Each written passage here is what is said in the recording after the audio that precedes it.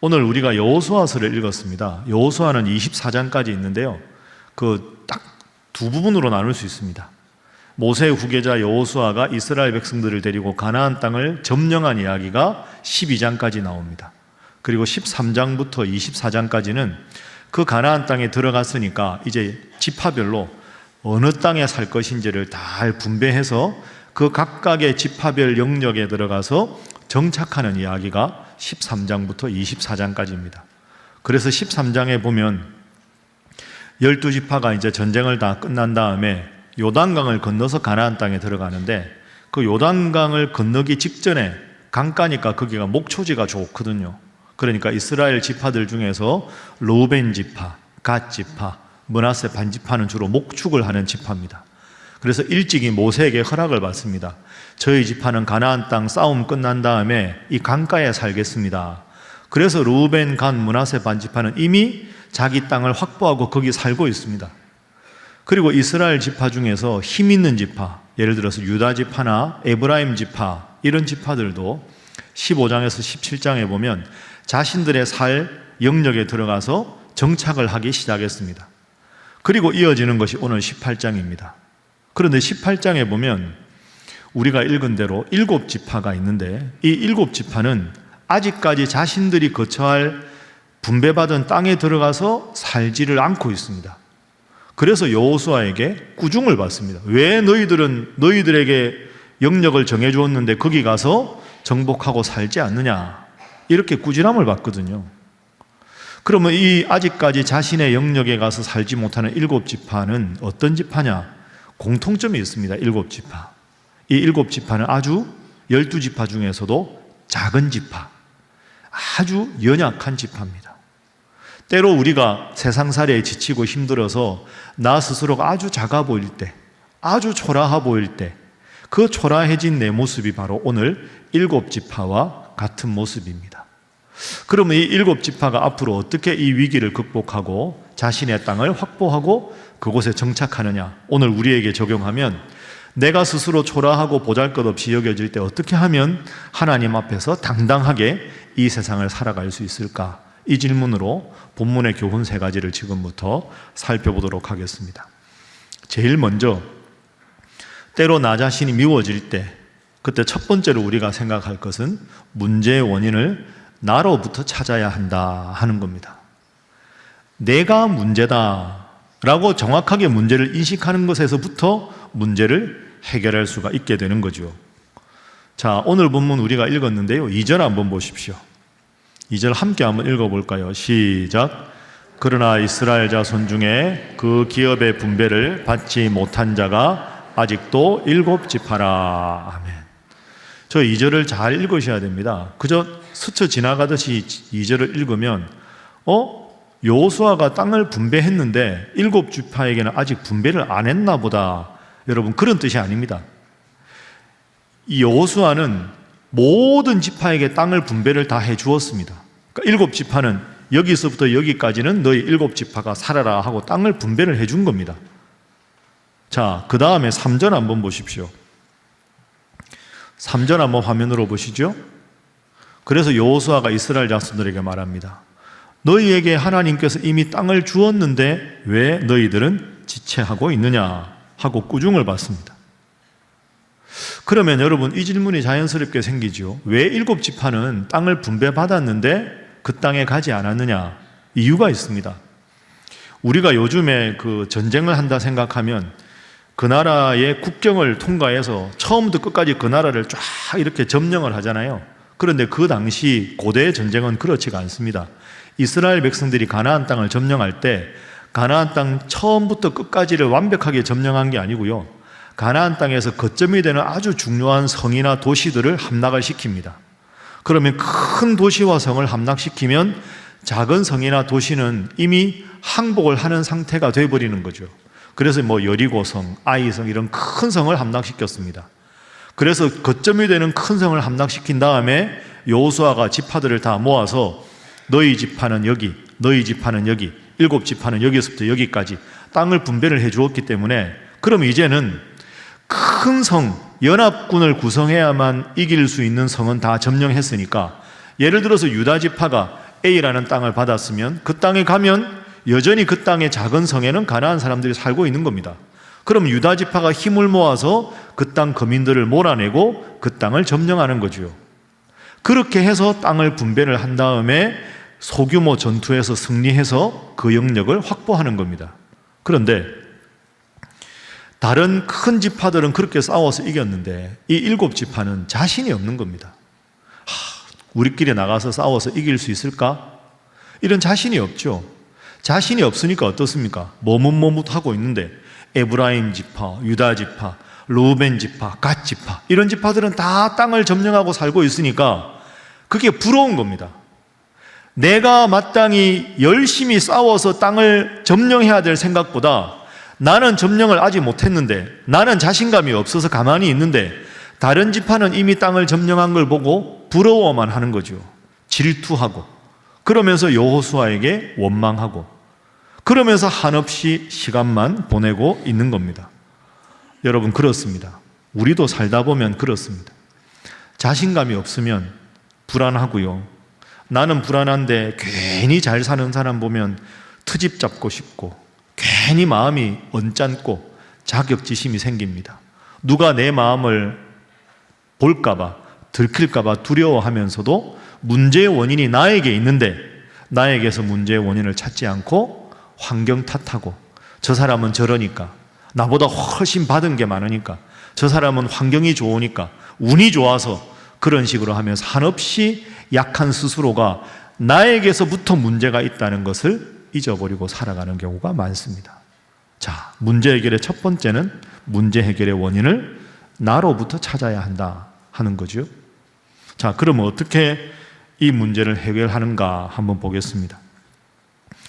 여러분이나 제가 살아가다가 내가 자꾸 원인을 남 탓을 하고 환경 탓을 하고 나에게서 찾지 못할 때, 그래서 자꾸 위축될 때 이 두 번째를 꼭 기억하십시오. 이것이 아주 중요한 본문의 교훈입니다. 그것은 여러분을 향한 하나님의 분명한 약속을 다시 기억하시라 하는 겁니다. 여러분, 제가 오늘 본문에 대한 배경을 여러분들께 지금 말씀을 드렸는데요, 여러분 성경을 읽으신 분 다 아실 겁니다. 이 사람들이 지금 가나안 땅을 점령해서 사는 게 이 당대의 문제가 아닙니다. 출애굽기부터 쭉 읽어보면 하나님께서 얼마나 많이 약속을 하셨습니까? 믿음의 조상 아브라함, 이삭, 야곱에게 계속해서 내가 언젠가 너희 후손들을 저 적과 꿀이 흐르는 땅으로 인도해서 그 땅에 살게 해줄 것이다 라고 이미 약속을 하셨습니다. 그러면 여호수아와 더불어서 지금 가나안 땅을 점령을 했지요. 점령을 하고 나서 이 사람들이 무슨 생각을 해야 할까요? 그래, 이 땅은 반드시 우리 땅이 되는 거야. 왜? 하나님이 이미 우리의 조상 아브라함과 이삭과 야곱을 통해서 약속하셨으니까.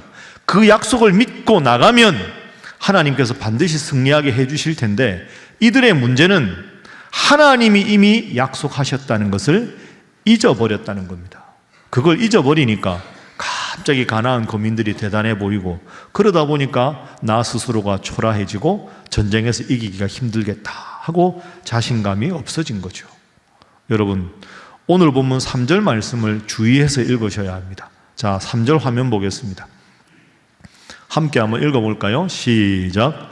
여호수아가 이스라엘 자손에게 이르되 너희가 너희 조상의 하나님 여호와께서 너희에게 주신 땅을 점령하러 가기를 어느 때까지 지체하겠느냐. 아멘. 여호수아가 꾸짖습니다. 야, 조상들의 하나님이 이미 아브라함과 이삭과 야곱을 통해서 주신다고 약속을 하셨는데 왜 머뭇머뭇하느냐. 화면 잘 보십시오. 여호와께서 너희에게 어떤 땅입니까? 자, 저를 한번 따라해 보시죠. 주신 땅. 다시 한번 합니다. 주실 땅. 여러분, 주신 땅입니까? 주실 땅입니까? 성경에 이미 주신 땅입니다. 그러니까 앞으로 주실 땅이라서 어떻게 될지 모르는 땅이 아니고요, 옛날부터 조상을 통해서 이미 주기로 약속된 땅입니다. 그러니까 여호수아는 지금 이렇게 말하는 겁니다. 이미 너희들 7지파에게 내가 땅을 분배해 주었다. 그리고 하나님이 이미 승리를 약속해 주신 땅이다. 그런데 왜 너희들은 그 약속을 믿지 못하고 지금도 불안해하느냐. 여러분 본문을 잘 읽으십시오. 여호수아는 이들에게 땅을 분배해 주었는데 이들이 자신감이 없어서 머뭇머뭇하고 있습니다. 다시 한번 여호수아가 말합니다. 이미 약속되었다. 이미 하나님이 주셨다. 여러분, 이것이 오늘 우리에게도 그대로 적용이 됩니다. 때로 내가 나를 볼 때 불안하고 답답하고 내가 이것밖에 안 되나 하고 초라한 마음이 들 때 여러분에게 주신 하나님의 약속을 반드시 기억하십시오. 여러분이 말씀을 듣다가 예배를 드리다가 혹은 기도 중에 하나님께서 나에게 탁 떠올려 주신 말씀을 듣다가 이 말씀이 내 햇별에 딱 맞는 말씀이다 하고 주신 약속의 말씀이 있거든. 이 약속의 말씀이 반드시 내 인생에 이루어지리라는 분명한 믿음을 가질 수 있기를 주님 이름으로 축복합니다. 불안하고 힘들 때, 내가 초라해질 때, 초라한 나를 보고 나보다 잘 되는 사람을 보고 불안해하고 원망해하지 말고, 그래도 하나님은 나를 사랑하신다. 하나님이 나에게 이미 약속의 말씀을 주셨다. 그 약속의 말씀을 붙잡고 나아가면 하나님께서 반드시 여러분에게 승리하게 해주실 줄로 믿습니다. 이미 다른 지파들은 그렇게 살았습니다. 약속을 붙잡고 승리한 것, 예를 한번 들어볼까요? 자, 우리가 18장 읽었는데요, 17장 14절 한번 보십시오. 자손 중에 요셉 자손이 있습니다. 요셉 지파지요. 요셉 자손이 여호수아에게 가서 불평을 합니다. 장군님, 우리가 지금 큰 민족이 됐습니다. 우리 요셉 자손이 상당히 숫자가 많은데 우리는 왜 한 제비 한 분깃으로만 주십니까? 우리 땅의 거민들이 이렇게 많은데 우리 지파가 왜 우리한테는 조그마한 땅을 주셨습니까? 불만을 터뜨리는 겁니다. 자, 여호수아의 대답을 보십시오. 15절. 여호수아가 그들에게 이르되 내가 큰 민족이 되므로 에브라임 산지가 너희들에게 너무 좁으냐? 그러면 그 땅에 살고 있는 가나안 토착민 브리스 족속과 르바임 족속의 땅 삼림에 올라가서 어떻게 하라? 스스로 개척하라. 그 땅에 있는 사람들을 몰아내고 그 땅을 점령하라. 왜? 하나님 이미 주신 땅이기 때문이다. 그들에겐 철병거가 있습니다. 또 불평합니다. 그 다음에 여호수아가 17절 18절에 뭐라고 말씀하는지 보십시오. 여호수아가 다시 요셉의 족속 곧 에브라임과 므낫세에게 말합니다. 너는 큰 민족이요 큰 권능이 있은즉 한 분깃만 가질 것이 아니다. 18절 말씀, 자 함께 읽어봅니다. 시작. 그 산지도 내 것이 되리니 비록 삼림이라도 내가 개척하라. 그 끝까지 내 것이 되리라. 가나안 족속이 비록 철병거를 가졌고 강할지라도 내가 능히 그를 쫓아내리라 하였더라. 아멘. 여러분, 그렇습니다. 그들에게 철병거가 있어도 하나님이 이미 약속하셨으니 그 약속을 믿고 나가면 반드시 승리하게 될 것이다. 중요한 건 뭡니까? 약속을 믿고 나가는 겁니다. 여러분, 이스라엘 백성들이 어떻게 가나안 땅에 들어가게 되었습니까? 이들이 자격을 갖추었기 때문이 아닙니다. 이스라엘 백성들이 다른 나라 사람들보다 훨씬 더 하나님을 잘 믿고 하나님 보시기에 훌륭한 자격을 갖추었기 때문에 가나안 땅을 점령한 게 아닙니다. 지금까지 말씀드린 대로 그 옛날 아브라함과 이삭과 야곱을 통해서 내가 가나안 땅을 주겠다고 약속하셨기 때문에 그 약속을 믿고 나가서 가나안 땅을 얻은 겁니다. 오늘 중요한 교훈입니다. 저를 한번 따라해 보시죠. 자격이 아니라 무엇이다? 약속입니다. 다시 한번 따라합니다. 나의 자격이 아니라 하나님의 약속이다. 여러분 믿습니까? 마귀는 끊임없이 우리를 이렇게 공격합니다. 야, 너는 기도할 자격이 없어. 너 평소에 하나님 말씀도 안 읽었잖아. 그런데 너 기도한다고 하나님이 들어주겠냐? 마귀는 끊임없이 너는 자격이 없는 보잘것없는 사람이다 라고 공격합니다. 그러나 하나님 말씀은 자격이 있는 자에게 복을 주시는 게 아닙니다. 하나님은 자격이 아니라 하나님의 말씀이 내 삶 속에 이루어 주실 것을 믿고 약속 믿고 기도하면 하나님께서 여러분의 모든 것 들어주실 줄로 믿습니다. 그래서 오늘 본문의 마지막 세 번째 교훈입니다. 그것은 약속을 믿고 나아가면 하나님은 어떤 길을 주십니까? 좋은 길을 허락해 주신다. 약속을 믿고 말씀을 붙잡고 나아가면 하나님은 좋은 길을 주신다. 2절과 3절 말씀 읽었는데요. 자, 4절 말씀 한번 보십시오. 함께 읽습니다. 시작. 너희는 각 지파에 세 사람씩 선정하라. 내가 그들을 보내리니 그들은 일어나서 그 땅에 두루 다니며 그들의 기업에 따라 그 땅을 그려가지고 내게로 돌아올 것이라. 아멘. 자, 다른 지파들은 땅을 분배받아서 싸워서 이겨서 잘 살고 있는데 7지파 너희들은 여기서부터 여기까지다 하고 이미 나누어 주었는데 머뭇머뭇하고 가만히 있으니까 여호수아가 야, 지파별로 대표 3명씩 와. 그럼 도합 21명 아닙니까? 너희들 내가 분배한 그 땅으로 다 가서 7지파에게 주겠다는 땅의 지도를 그려가지고 와라. 그럼 가서 이제 지도를 그려서 옵니다. 그러면 이제 그 땅을 7등분해야 7지파가 살 것 아닙니까? 그럼 7등분한 다음에 제비 뽑기를 합니다. 그래서 제비에 걸린 대로 7지파가 가나안 땅의 각 지역에 가서 살게 되는 거죠. 그런데 여러분, 여기에 하나님의 신비한 능력이 숨어 있습니다. 약속을 믿고 이들이 제비를 뽑았을 때 하나님께서 이 7지파를 어떻게 인도하셨는지 한번 보십시오. 그저 그냥 요행이 뽑은 게 아닙니다.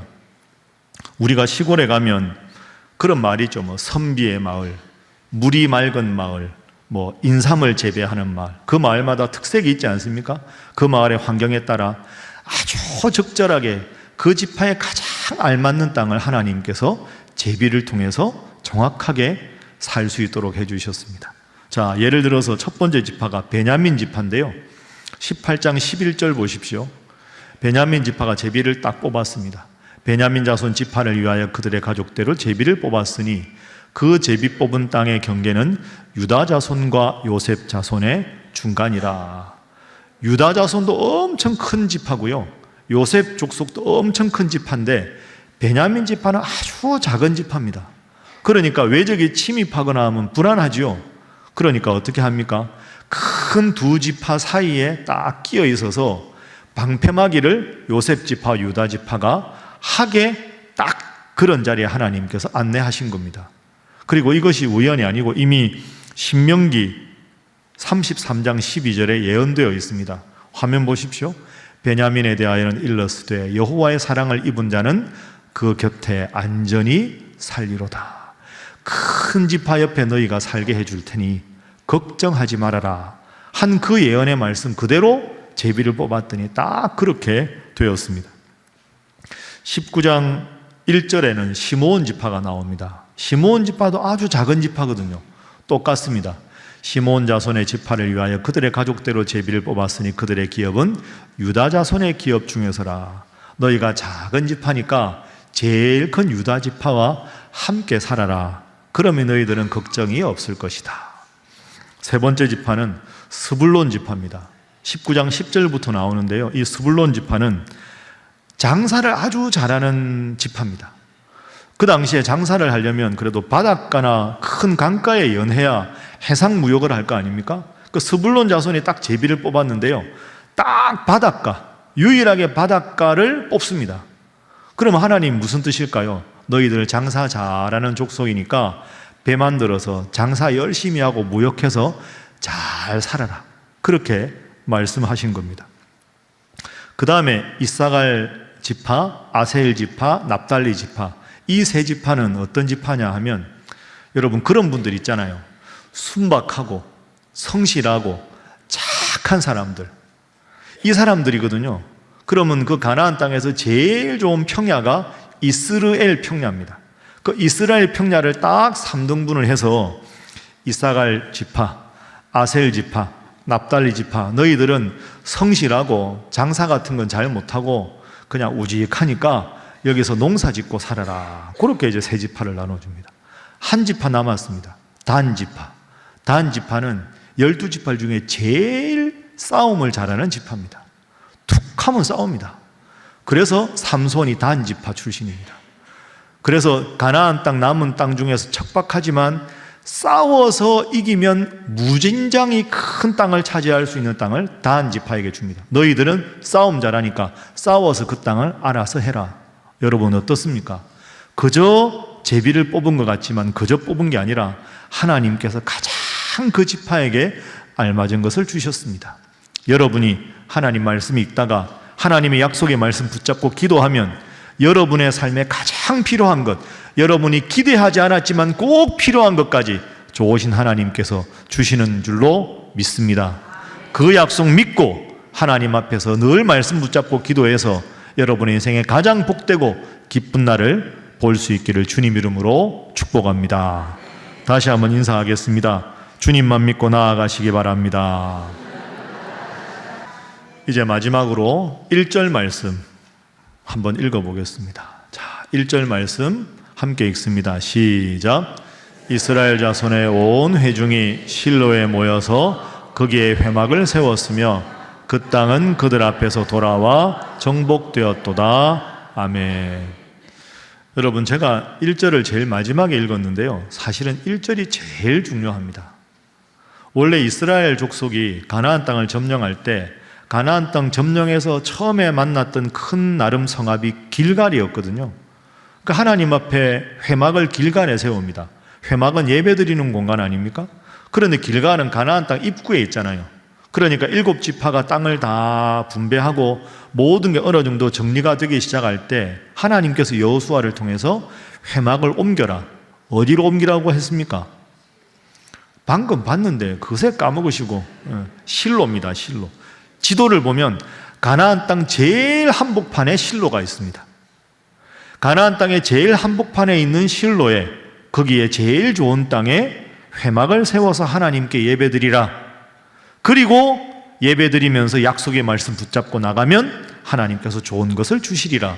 이렇게 약속하신 겁니다. 여러분, 이게 상징적인 거죠. 그 큰 땅의 중심이 실로고 실로의 가장 중앙에 하나님 앞에 예배드리는 회막을 세웠다. 오늘 우리의 삶에 똑같습니다. 여러분, 때로 내가 자신감이 없어지고 때로는 열등감에 휩싸이고 때로는 나 스스로가 너무 미워질 때 열심히 산다고 사는데 나름 열심히 한다고 하는데 왜 나는 이렇게 뭐가 잘 안 될까?